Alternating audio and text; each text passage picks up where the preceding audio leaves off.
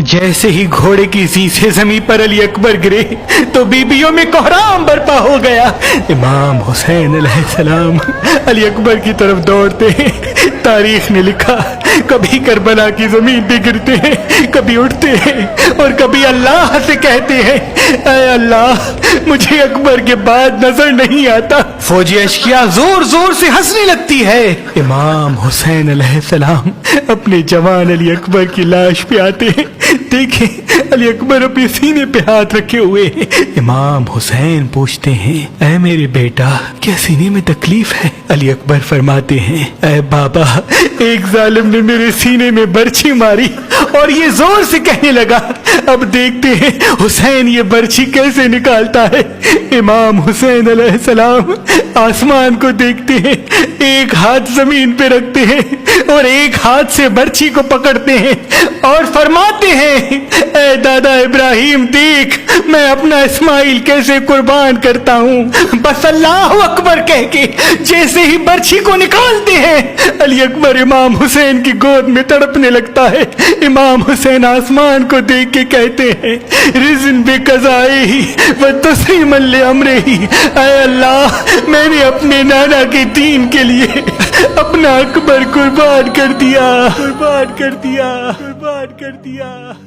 جب علی اصغر کو میدان میں امام حسین لاتے ہیں تو 10 محرم کے دن کربلا میں تمام فوج یزید یہ کہتی ہے شاید حسین قرآن لے کے آئے ہیں۔ امام حسین اپنی عبا کو ہٹا کر فوجی اشکیا کے سامنے کہتے ہیں اے لوگو اگر تمہاری جنگ ہے تو مجھ سے ہے، اس 6 ماہ کے معصوم بچے نے تمہارا کیا قصور کیا ہے؟ یہ رسول اللہ کے گلشن کا چھوٹا سا پھول ہے، 3 دن سے مسلسل پانی نہ ہونے کی وجہ سے اس کی ماں کا دودھ خشک ہو چکا ہے۔ اے ظالمو اس معصوم علی اصغر کو پانی پلاؤ۔ تمام لوگ ایک ہی آواز میں کہتے ہیں اے حسین پانی خود پینا چاہتے ہو اور نام بچے کا لیتے ہو؟ اگر واقعی اصغر ہم سے پانی مانگے گا تو ہم اس کو پانی پلا لیں گے۔ امام حسین علی اصغر کو دیکھتے ہیں اور کہتے ہیں اے میرے اصغر مانگ اپنے نانا کی امت سے پانی، ورنہ روز محشر یہ لوگ کہیں گے اگر اصغر پانی مانگتا تو ہم اس کو پلا لیتے۔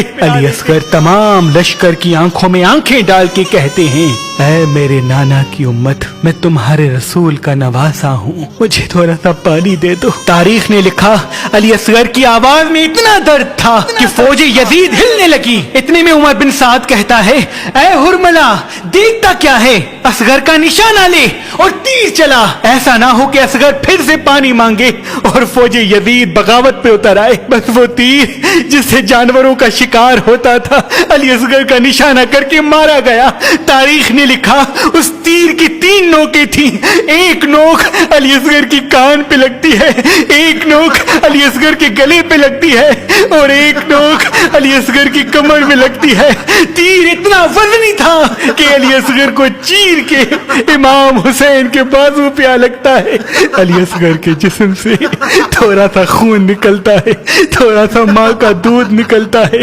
امام حسین علی اصغر کو دیکھتے ہیں اور آسمان کو دیکھتے ہیں، چاہتے ہیں کہ علی اصغر کا خون آسمان کی طرف رواں کریں۔ آسمان روک کے کہتا ہے اے میرے غریب امام اگر خون اصغر ہماری طرف بھیجا تو قیامت تک ہم پانی نہیں برسائیں گے۔ امام حسین چاہتے ہیں کہ خون اصغر کو زمین کے حوالے کریں۔ زمین رو کے کہتی ہے اے میرے امام اگر اس معصوم کا خون ہم پہ گرایا تو قیامت تک ہم اناج نہیں اگلیں گے۔ امام حسین اپنے چہرے پہ علی اصغر کا خون مل لیتے ہیں اور اللہ سے کہتے ہیں اے اللہ میں روز محشر ایسے ہی تیرے پاس آؤں گا اور کہوں گا میرے اصغر کا کیا قصور تھا جو اس کو 3 دن کا پیاسا کر کے شہید کیا گیا، شہید کیا گیا، شہید کیا گیا۔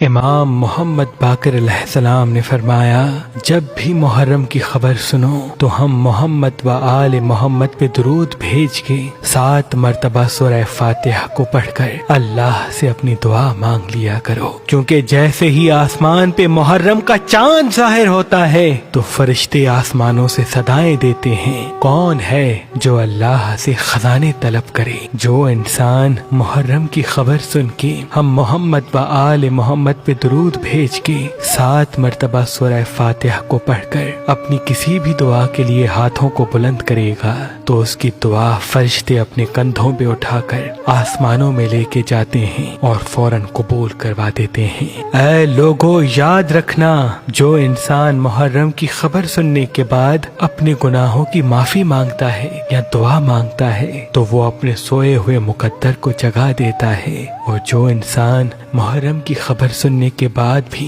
गुनाह में मसरूफ रहता है तो वो आने वाले इमाम हुसैन की शहादत के बाद फौजे यजीद ने आले मोहम्मद के खयाम को जला दिया, मौला हुसैन की लाश को पामाल कर दिया, रसूल अल्लाह की बेटियों के सरों से चादरों को लूट लिया। बस जैसे ही गरीबों की शाम आ पहुंची तो जमीन करबला पे लावारिसों की तरह आले रसूल की मस्तूरात बैठी थी, और एक बच्ची जिसको तारीख ने सकीना लिखा वो अपने बाबा को ढूंढते ढूंढते मक्तल गाह तक आ पहुंची। वो हर एक लाश पे आके देखती है लेकिन उनको अपने बाबा का जिस्म नहीं मिलता। बस इतने में पत्थरों से आवाज आती है कि ऐ मेरी सकीना, इन पत्थरों और मट्टी, नेजों और भालों के बीच में तेरे बाबा का पामाल जिस्म मौजूद है। आ सकीना, अपने बाबा के पास आ। बीबी सकीना उन पत्थरों पे जिसके साथ इमाम हुसैन की लाश पामाल थी सर रख के रो रही हैं। ये मंजर जिन्हों फरिश्ते देख रहे थे। जिन्नात के कबीले में से एक जिन जिसको जाफर जिन कहते हैं, जो बार बार इमाम हुसैन से इजाजत मांगने आया था लेकिन उनको जंग की इजाजत न मिली, वो जैसे ही इमाम हुसैन की बच्ची सकीना को रोते हुए देखता है तो बीबी सकीना के कदमों पे गिर के कहता है, ऐ मेरी आकाज़ादी, मैं बार बार आपके बाबा से इजाजत मांगता रहा लेकिन आपके बाबा हुसैन ने इस्लाम की खातिर हर कुर्बानी को कबूल किया, लेकिन आले रसूल की ये गुर्बत मुझसे देखी नहीं जाती। आप मुझे हुक्म करें, मैं अभी फौजी यजीद को फिन्नार कर दूं। मेरे साथ मेरे कबाइल के तमाम जिन आए हैं। जैसे ही बीबी सकीना देखे तो लातादाद जिन बीबी सकीना को देख के रो रहे हैं। बीबी सकीना ने नजरों को उठाया और जाफर से कहा, ऐ जाफर, जब वक्त आखिर मेरे बाबा हुसैन मुझसे अलविदा कर रहे थे तो उन्होंने फरमाया, ऐ सकीना, इस्लाम की बका इसमें है कि तू यतीमी का दर्द सहे, शिमर के तमाचे खाए, अपनी माँ और बहनों के साथ कैद होके कूफा और शाम में पत्थर खाए, क्योंकि तुम्हारी असीरी से ही तुम्हारे नाना की रसालत वाज़े होगी। ऐ जाफर, अगर अल्लाह हमें हजारों जिंदगियां देता तो हम सब अल्लाह के दीन पे कुर्बान कर देते। बीबी सकीना का ये सब्र देख के जाफर और उसके कबाइल सजदाए शुक्र में चले जाते हैं और अल्लाह से कहते हैं, अजीम है वो अल्लाह जिसके इस्लाम के लिए आले मोहम्मद ने सब कुछ कुर्बान। करबला में 3 दिन तक मौला हुसैन की लाश बेगोरो कफन पड़ी रही। तारीख ने लिखा, इमाम हुसैन का जिस्म पामाल हुआ जमीन पे इस तरह से पड़ा था कि कहीं पे मौला हुसैन के जिस्म की हड्डियां बिखरी थीं और कहीं पे इमाम हुसैन का सीना और पुश्त एक दूसरे से मिला हुआ जमीन करबला भी बिखरा हुआ था। इतने में बनी असद की औरतें जब नहर फरात से पानी भरने के लिए आए और देखे कि यहाँ तो नवासा रसूल मुकीम थे, इन जालिमों ने रसूल अल्लाह के घराने का क्या आशिर कर दिया। वो रोते हुए अपने मर्दों के पास जाती हैं और कहती हैं, आज से तुम औरतें बन के घर संभालो, हम जा रहे हैं नवाजा रसूल के खानदान की लाशों को तदफीन करने। बिलाखिर मर्दों के सोए हुए ज़मीर जागे और वो करबला के मैदान में आते हैं। देखिए कि किसी का सर नहीं, कैसे मालूम हो कि ये किस किस की लाश है। इतने में गैब से इमाम सज्जाद अलैहिस्सलाम जाहिर होते हैं और फरमाते हैं, ऐ लोगों, जो नहर फरात पे पड़ी है बगैर बाजुओं के लाश, ये मेरे चचा अब्बास की लाश है, ये मोहम्मद की लाश है, ये अली अकबर की लाश है। नहर फरात के करीब जनाब अब्बास को तदफीन किया गया और एक बड़ा सा खड्डा खोद के करबला के तमाम शहीदों को तदफीन किया गया और फिर अली अकबर की कब्र बनाते हैं اور اپنی ابا میں زمین کربلا سے امام حسین کے ٹکڑے چنتے ہیں، ان کو گٹھڑی میں باندھ کے علی اکبر کے جسم کے ساتھ رکھ دیتے ہیں اور رو کے کہتے ہیں اے لوگو، یہ پامال جسم میرے بابا حسین کا ہے۔ اتنے میں بنی اسد کے لوگ دیکھتے ہیں کہ ایک 6 ماہ کے بچے کا جسم لاوارثوں کی طرح زمین پہ پڑا ہے، جس کا سر جسم پر موجود نہیں۔ امام سجاد دیکھتے ہیں کہ میں اس اپنے چھوٹے بھائی کو کہاں دفن کروں۔